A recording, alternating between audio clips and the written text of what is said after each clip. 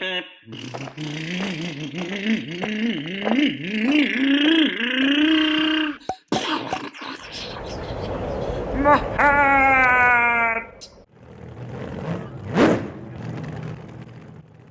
and welcome. This is the first of a series of teardown videos of this Team Associated Pro2 SC10.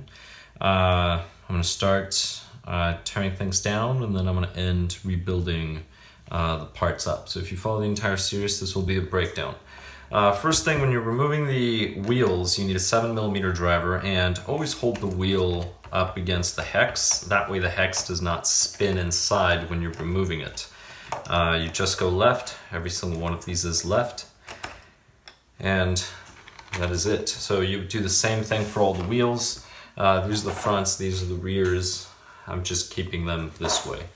Now I'm going to continue on with the front end of the vehicle. So if we look at the front end, we do have the servo here. If you want to remove the servo, all you do, I'm just going to show you, you remove these two. So let's begin with the servo. You remove these two screws. And this is really it. This is the only thing that holds your servo. So if you want to replace your servo with something else, maybe you got a nice little Savox or a ProTech, this is the way you would just remove it, and then this will come out once you remove this linkage. Now you have a variety of options. One, you can remove it here, or you can remove it over here. That's up to you. I'm going to go ahead and take this one off on this other side. This should be a 2mm driver as well. So far everything's been 2. And I'm just going to hold this, stick the driver in the hole, and just go left and remove everything. So if you just got one of these trucks, maybe you need to do some service, you just got into the hobby, this is your first truck, this is how you would disassemble everything. Now, I'm going to walk you through some of the steps. I'm not actually going to do all of them, but say you were replacing the servo. Well, you will have to remove these two screws, and that'll remove this mount. Make sure you put the washers on the outside, so these are on the servo side. And then you remove these two on this side. And that's how you remove these two mounts. Those are the ones that actually mount onto the chassis for those two screws that we removed. If you want to get rid of the servo saver, which is a good idea if you have an aluminum bell crank, you would just remove this screw right here. Make sure this is perpendicular to the servo. So there's a 90-degree angle right here. And then just wiggle this back and forth until it pops up.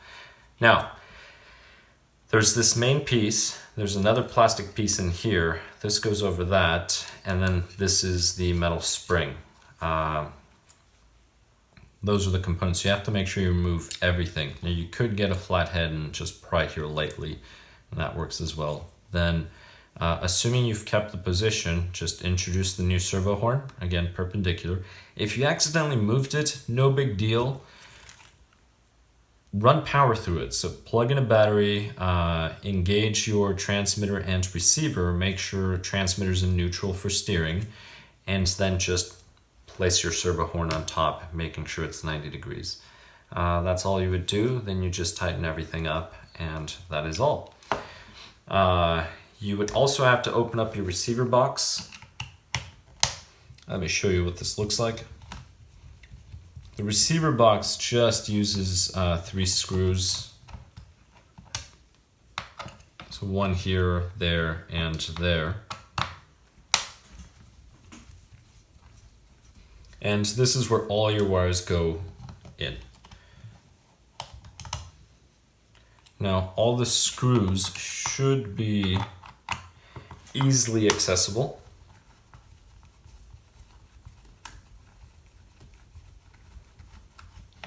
But once you remove all of them, actually I managed to remove the entire ESC box. All right, so quick little correction. It's only 2 screws to remove the top, so just that one and this one, and then this comes off. This screw and this screw, that's what holds the receiver, the entire receiver box. I don't see, I mean, I guess there's a chance you could accidentally break it and you need to replace it. I just don't really see that happening. One of the things that you need to be careful when you disassemble and assemble the receiver box is the following. There's this little rubber gasket right in here. Make sure you do not accidentally bend it or leave it outside of this, or else it will be pinched, this will break, and then water can easily get into your electronics. That's something you definitely do not want.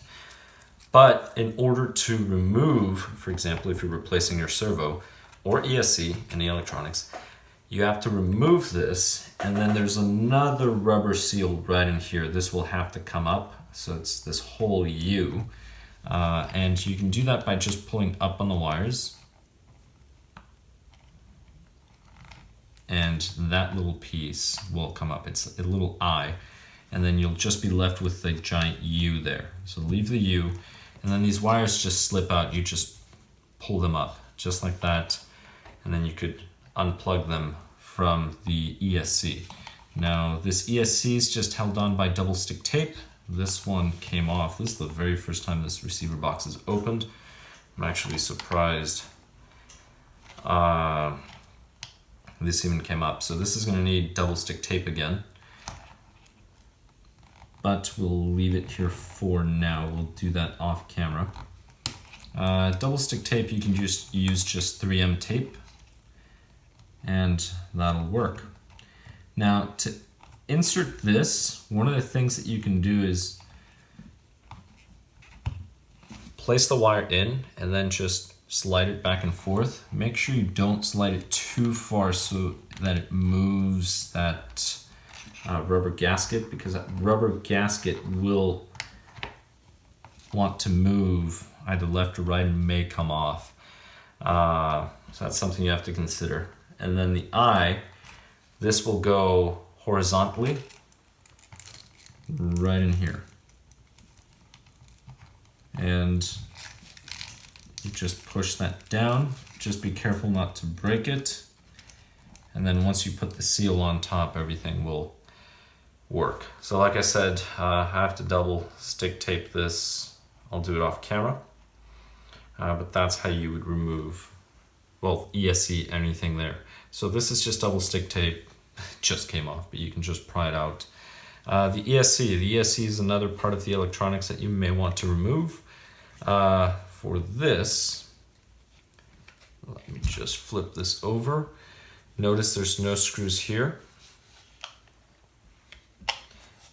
What you would do is, this is just double stick tape. Now I'm not going to go ahead and do it, but just stick a flathead screwdriver in here, pry this out, and that'll pop out. That's really it. So double stick tape is something you're going to use quite a lot. All right, so that is the very first step when it comes to the electronics. I'm actually going to go ahead and mount the servo back on. So the assumption is that you place this on. Now, one of the things that you will want to do is notice the distance. You may want to mark the distance, but if it's a different servo, just take a measurement from here to here, so that once you tighten this fully, because these will slide in and out, once you tighten these fully, they need to match up to these down here. That's something you want to do. Now, something else that you could do is, let's just say the servo is not connected, you can flip the chassis over. I'm going to flip this over. You can just set this servo right on top, just sort of line it up. So this lines up with that hole, this lines up with that hole, and then tighten these mounts here on the surface, well, the bottom chassis, and then just flip it right over, go through and mount it back up. So at this point, I'm going to go ahead and just mount the servo on.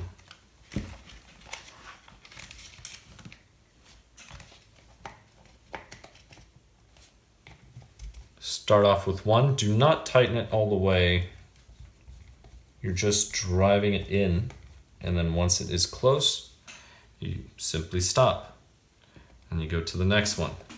Line up the holes. Now I can go ahead and tighten this one. Now these are countersunk screws. Make sure that you use countersunk screws. If you do not use countersunk screws, they're gonna catch on everything you drive over. Especially if you drive over carpet. It's a complete disaster. But this is it. Well, I guess I'll go ahead and close this and I'll open it up off camera to work on the ESC. But this little gasket will just go in the grooves. Don't forget about that little eye rubber piece. That will just seat right in here. And remember, it goes horizontal. And then go ahead and place this little weather stripping on there. Now, a little recommendation just to help with waterproofing the electronics, put some petroleum jelly or grease in between all of these. It really does help a lot, especially if you accidentally submerge your vehicle. If you submerge it long enough, water's gonna get in there no matter what. But you just set this on top, and then you just place the 2 screws.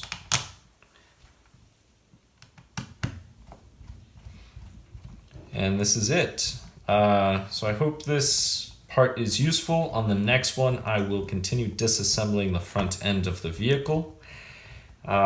Please comment below if you have a different strategy of removing the electronics off of the tub.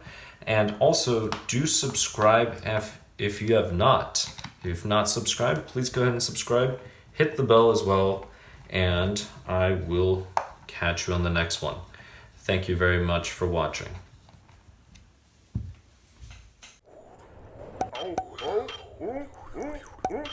What?